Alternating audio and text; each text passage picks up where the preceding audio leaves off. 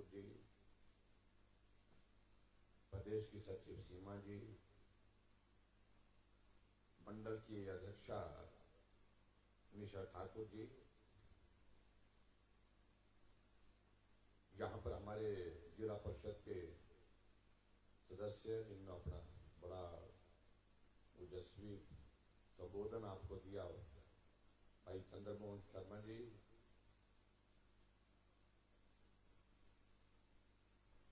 मंडल के महामंत्री श्री सुब्रमण्यम जी, युवा मोर्चा के हमारे साथी राजकुमार जी, हमारे साथ में यहाँ काम के लिए मदद करने के लिए आए हमीरपुर से कौशल विकास निगम में कोऑर्डिनेटर की जिम्मेवारी जो निभाते हैं नवीन जी, बीडीसी के वाइस चेयरमैन विनीत ठाकुर जी, और यहाँ उपस्थित सभी भाइयों बहनों, पंचायती राज संस्थाओं के सभी चुने हुए प्रतिनिधि और उपस्थित पत्रकार मित्रों,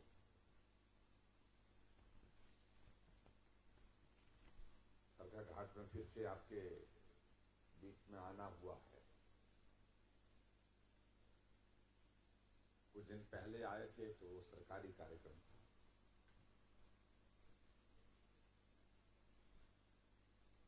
और जब आए थे तो सरकारी कार्यक्रम के तहत बहुत सारी योजनाएं इस विधानसभा क्षेत्र की, जिनका उद्घाटन होना था, जिनकी शुरुआत होनी थी, उस कार्य को हमने पूरा किया।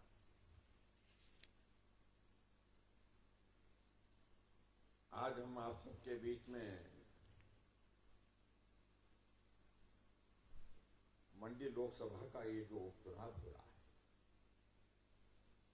इसके लिए सहयोग और समर्थन मांगने के लिए यहां आए।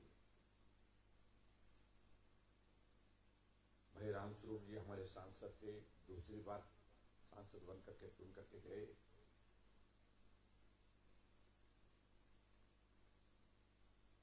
आज हम उनकी कमी महसूस करते हैं क्योंकि वो आज हमारे बीच में नहीं है।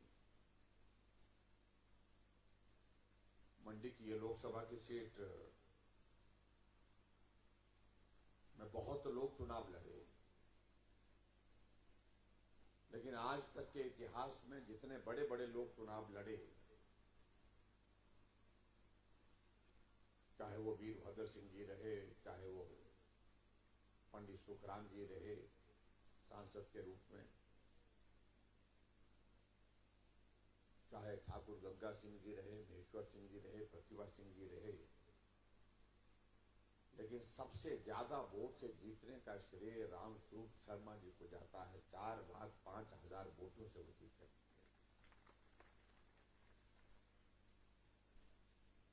एक कार्यकर्ता में से निकल करके काम करने का उनका एक स्वभाव आगे बढ़ता गया, और मंडी को छोटी काशी कहते कहते पूरे देश भर में उन्होंने मंडी की एक अलग पहचान बनाई। और आपने देखा होगा कि जब हमारे देश के यशस्वी प्रधानमंत्री नरेंद्र भाई मोदी जी भी अगर मंडी आए थे, तो उन्होंने भी मंडी को छोटी काशी के रूप में जो है संबोधित किया था। मैं बड़ी काशी का सांसद छोटी काशी के सभी लोगों को नमन करता हूं, ये उन्होंने अपने भाषण में कहा था।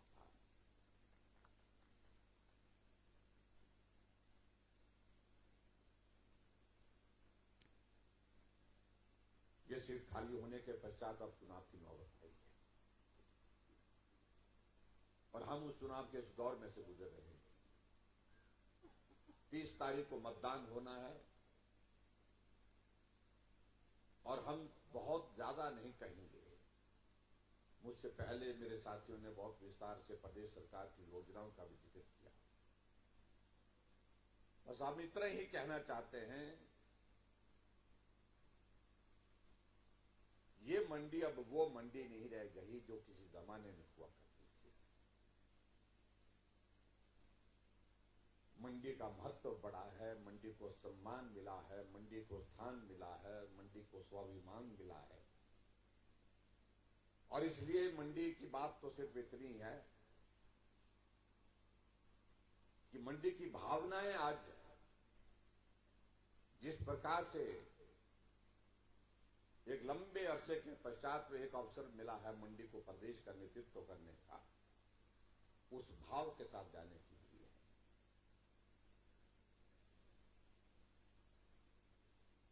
कांग्रेस के लोग आए थे कुछ दिन पहले, शायद मेखल में, जहां इस विधानसभा क्षेत्र में भी आए थे। अब हमें समझ नहीं आ रहा कि उनके बारे में अब क्या कहा जाए।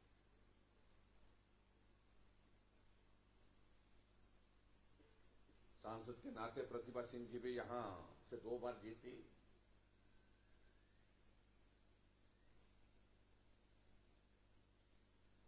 लेकिन लोग आज पूछ रहे हैं कि बतौर सांसद वो कितनी बार आप सबके बीच में पहुंचे। हां, जब राजा साहब आते थे तब साथ साथ आ जाते थे, ऐसा बताते। मैं व्यक्तिगत आक्षेप नहीं कहना चाह रहा हूं। मुझे इस बात की प्रसन्नता है कि आज हमारी पार्टी के शीर्ष नेतृत्व ने तय किया कि मंडी की इस लोकसभा की सीट के लिए हमारे कारगिल के हीरो ब्रिगेडियर कुशाल ठाकुर को टिकट दे करके यहां से उसको जो है यहां पर सहयोग और समर्थन मांगना चाहिए। क्या बहुत सारी संख्या में फौजी बैठे हैं, एक्स सर्विसमैन बैठे हैं, लेकिन कई बार बहुत विचित्र लगता है। कारगिल का युद्ध हुआ, भारत की सीमा में पाकिस्तान के सैनिक घुस करके कब्जा करने की चेष्टा करने की जरूरत की।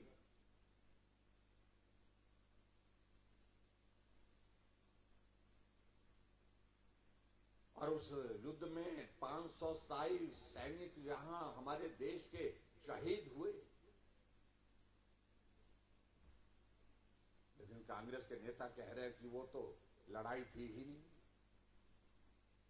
वो तो घुसपैठ करके कुछ लोग आए थे और घुसपैठ करके उनको वहां से खदेड़ना था, भगाना था, बस इतना ही काम था। मुझे लगता है कि शायद उसकी गंभीरता नहीं समझी।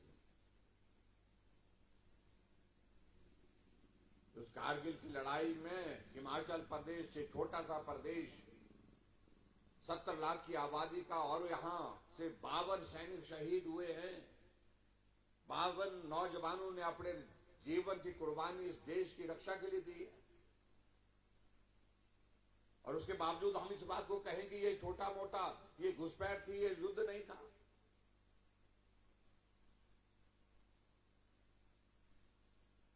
जब भारत ने जवाब देना शुरू किया, कारगिल में जो घुसपैठी आए थे उनके ऊपर हमला करना शुरू किया, तो पाकिस्तान के प्रधानमंत्री जाकर के उड़ान भर करके अमेरिका के राष्ट्रपति के पास पहुंच गए। और उस वक्त देश के प्रधानमंत्री हमारे ही बहुत आदरणीय अटल बिहारी वाजपेयी जी थे। अमेरिका के राष्ट्रपति ने फोन करके उनको कहा कि आप आइए, यहां पाकिस्तान के प्रधानमंत्री जी भी हमारे साथ बैठे हैं, बात करना चाह रहे हैं, हम चाहते हैं कि हम इसका समाधान निकालें, बैठ करके चर्चा करें। लेकिन अटल बिहारी वाजपेयी जी ने 2 टुक शब्दों में कहा कि सवाल ही पैदा नहीं होता बात करने का। मेरी धरती पर, मेरे देश की धरती पर आक्रमण हुआ है, घुसपैठ हुई है। जब तक एक घुसपैठियों को मैं मार करके नहीं गिराऊं, तब तक यदि कोई चर्चा नहीं होगी, कोई बात नहीं होगी। और ब्रिगेडियर कुशाल ठाकुर उस वक्त अपनी ब्रिगेड को कमांड कर रहे थे। और एक कांग्रेस के नेता कहने लगे कि युद्ध ये ब्रिगेडियर कुशाल ठाकुर ने अकेले नहीं लड़ा, अकेले नहीं जीता।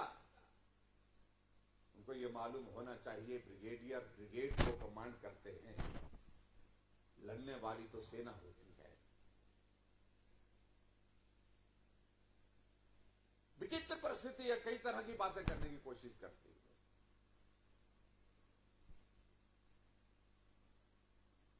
और हमारे लिए प्रसन्नता की बात है कि सरका घाट के रहने वाले, अपने गोपालपुर के रहने वाले अपने ब्रिगेडियर कुशाल ठाकुर जो है, उनके जिम्मे महत्वपूर्ण काम दिया गया था। टाइगर हिल पर कब्जा करने के लिए जब उनकी ब्रिगेड वहां पर पहुंचे तो तिरंगा झंडा उनके हाथ में वहां पर जो है उस जीत के साथ था।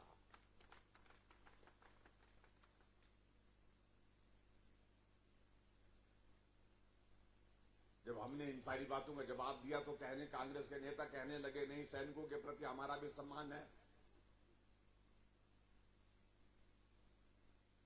तो कहने लगे कि हमने ऐसा नहीं बोला। मैं उन सारी बातों में जाना नहीं चाहता हूं, लेकिन विचित्र परिस्थिति कांग्रेस की ऐसी हो गई है जिसके बारे में आप कल्पना नहीं कर सकते हैं। देश में कांग्रेस की हालत क्या हो गई।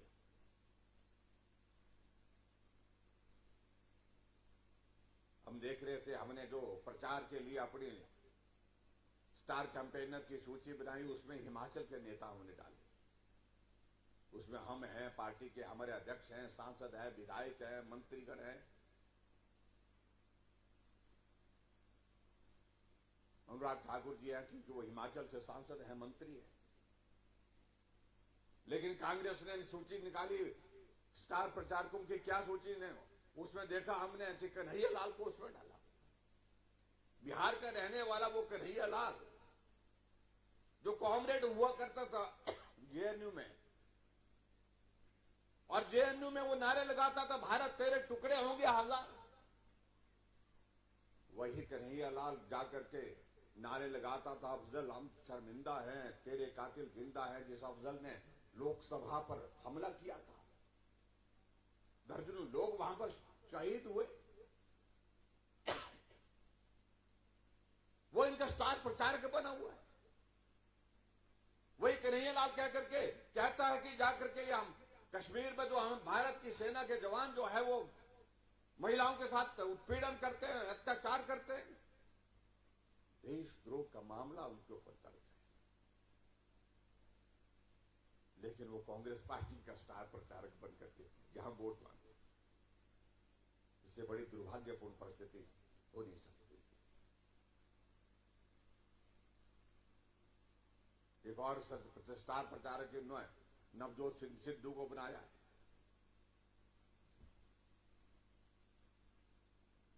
और उस नवजोत सिंह सिद्धू ने राहुल गांधी को पप्पू पप्पू कह करके पूरी दुनिया में प्रसिद्ध कर दिया।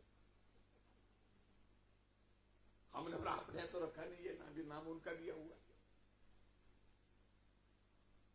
एक जमाने में छोटे बच्चे को नाम पप्पू रखते थे, बड़े प्यार से बुलाते थे। आजकल कोई नहीं रखता, नाम ही नहीं रखता पप्पू बच्चे का।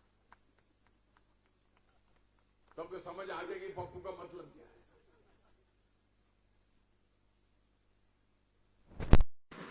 सरदार अमरिंदर सिंह के पंजाब के मुख्यमंत्री थे, उनको हटाने की मुहिम चलाई, उनको हटाया और दूसरा एक मुख्यमंत्री वहां पर बनाए चन्नी। और तीसरे दिन जाकर के 3 मंत्रियों ने त्याग पत्र दिया, चौथे दिन सिद्धू ने भी त्याग पत्र दे दिया। अब मालूम पड़ा कि वापिस ले लिया। ये कांग्रेस में की हालत है पूरे देश भर की। और हिमाचल प्रदेश में तो यहाँ हमारे साथ में बैठे हैं विधानसभा के अंदर राजेंद्र गर्ग जी हैं मंत्री, और कर्नल इंदर सिंह जी देखते हैं उनका तमाशा। जब तक वीरभद्र सिंह जी थे, एक वरिष्ठ नेता थे, वो आज हमारे बीच में नहीं है। उनके प्रति हमारे लिए हमारे मन में भी सहानुभूति है। लेकिन जब से वीरभद्र सिंह जी नहीं रहे तो वहां पर होड़ मची है कि कौन ज्यादा चिल्ला करके बोल सकता है। उनको लगता है कि ज्यादा चिल्ला करके, ज्यादा उछल कूद करके नेता बनते हैं।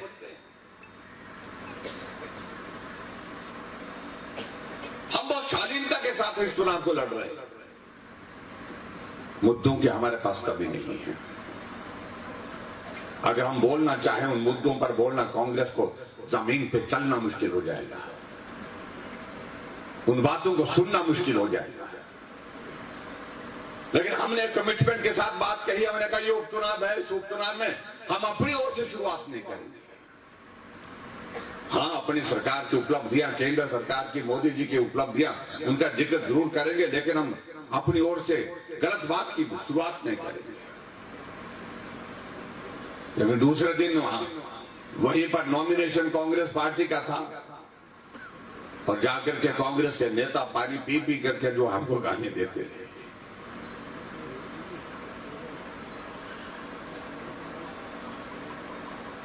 और मंडी में आकर के मंडी के सम्मान को अगर आप ठेस पहुंचाएंगे तो कोई आपको शाबाशी नहीं मिलेगी।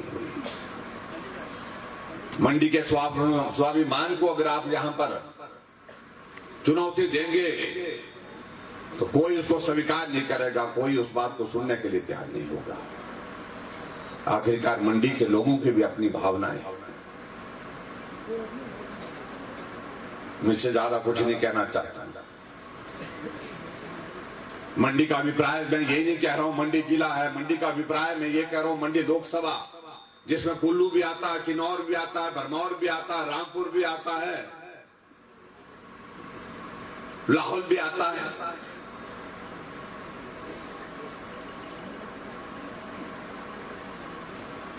और सबसे बड़ी बात तो यह है कि पहाड़ पर जीने वाला आदमी की जिंदगी, हम पहाड़ के लोग हैं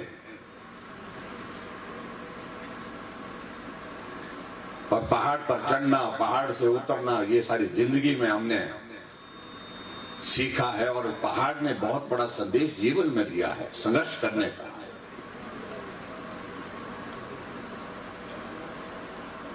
और यहां तक अगर पहुंचे हैं तो संघर्ष करके पहुंचे। इसलिए मैं उन कांग्रेस के मित्रों को यह कहना चाहता हूं कि मुद्दों पर बात करें। तुम 50 साल सत्ता में रहे, तुम अपनी बात कहिए, तुमने क्या किया। हम तो थोड़े वक्त के लिए सत्ता में रहे, केंद्र में और प्रदेश में, हम अपनी बात कहेंगे।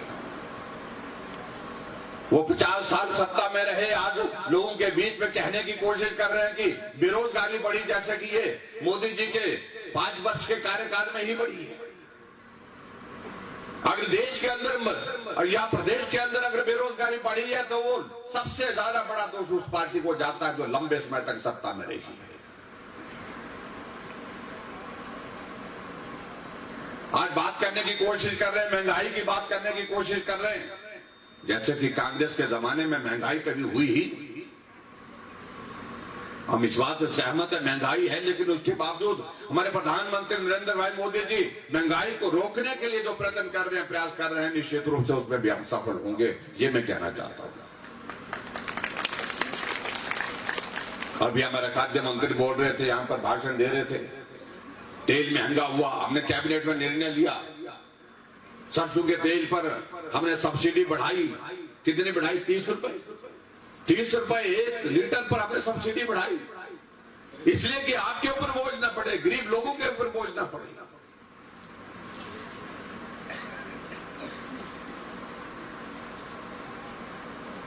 भाइयों और बहनों, ये सचमुच में ये मंडी लोकसभा का चुनाव, इसके साथ 3 और विधानसभा के चुनाव, शायद हिमाचल के इतिहास में पहली बार इतने चुनाव एक साथ। और एक तरह से मैं कहूं कि 20 विधानसभा क्षेत्र चुनाव के इस दौर में से गुजर रहे।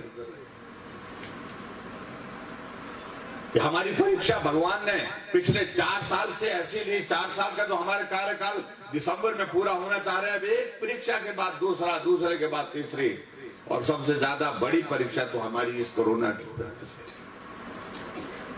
2 वर्ष बीत गए और 2 वर्षों में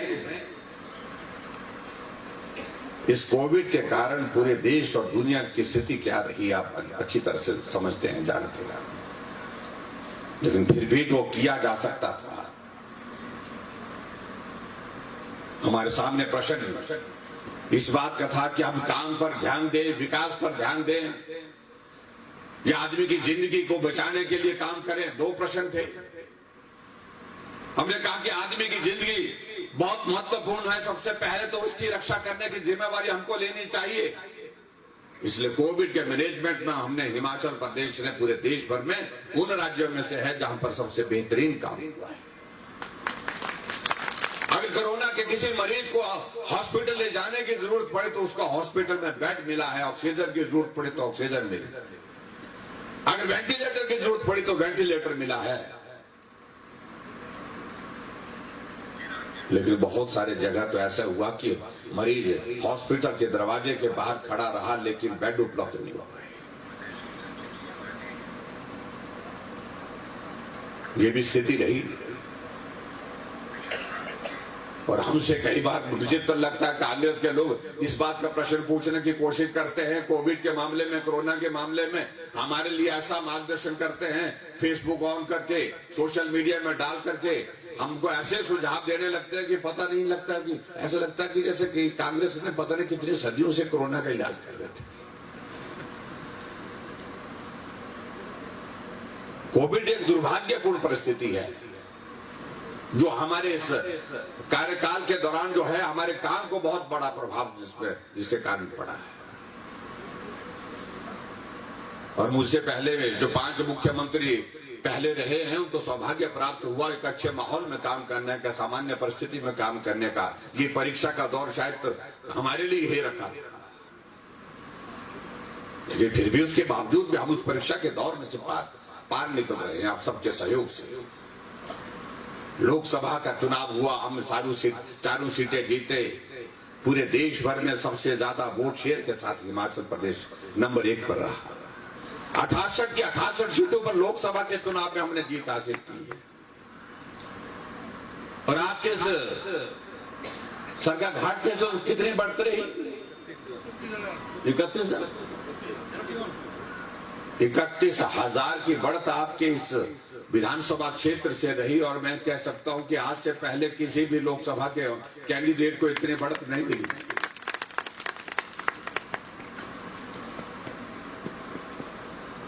हम 68 की 68 सीटों पर हिमाचल प्रदेश में बढ़त हासिल करने में सफल हुए।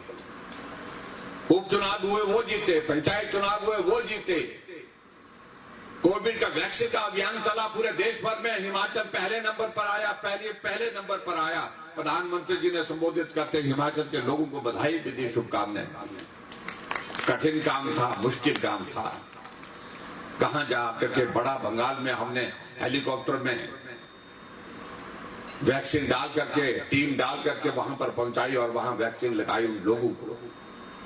कहा मलाना जी गांव में जाकर के पैदल चल करके हमारे डिप्टी कमिश्नर भेजे, डॉक्टर्स की टीम भेजी, वहां लोगों को समझाया।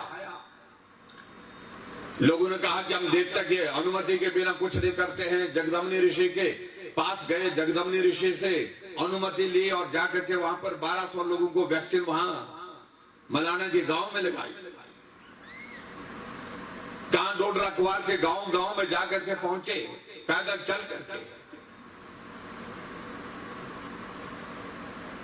लेकिन फिर भी हमने पूरे हिमाचल, पूरे देश भर में हिमाचल ने कोविड की वैक्सीन के लिए पहला स्थान हासिल किया। और मुझे इस बात की भी प्रसन्नता है जिस तरह से हमारी रफ्तार चल रही है। आने वाले समय में आप देखेंगे दूसरी डोज भी पूरी करने में हिमाचल पूरे देश भर में पहला स्थान हासिल करने वाला है। किन्नौर डिस्ट्रिक्ट में दूसरी डोज का भी दौर हमारा 100% हो गया।